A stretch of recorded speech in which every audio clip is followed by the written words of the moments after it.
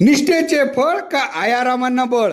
भाजपात इच्छुक उमेदवारांची संख्या इतकी वाढली आहे की पक्ष कार्यालय कमी आणि मुलाखत केंद्र अधिक झाल्याचे चित्र आहे. या मुलाखती केवळ तिकिटासाठी नसून राजकीय जगणं मरणं ठरवणाऱ्या ठरल्याचे वातावरण तयार झाले आहे. त्यामुळे थेट जीविताचे बरे वाईट करण्याची भाषा ऐकू येऊ लागल्याने भाजप नेतृत्वाची डोकेदुखी वाढत असली तरी ही आक्रमकता पक्षवाढीच्या नावाखाली करण्यात आलेल्या आयारामांच्या पक्षप्रवेशामुळेच असल्याचे दबक्या आवाजात बोलले जात आहे.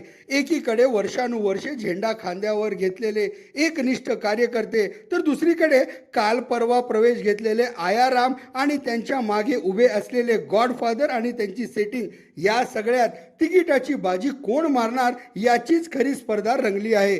ऐन निवडणुकीच्या तोंडावर इतर पक्षातून भाजपात आलेले माजी नगरसेवक रेडीमेड उमेदवार बनतील आणि मूळ कार्यकर्त्यावर अन्याय होईल या भीतीनेच मुलाखतींमध्ये शब्दांचे नाही तर इशाऱ्यांचे वार सुरू असल्याची चर्चा होताना दिसत आहे.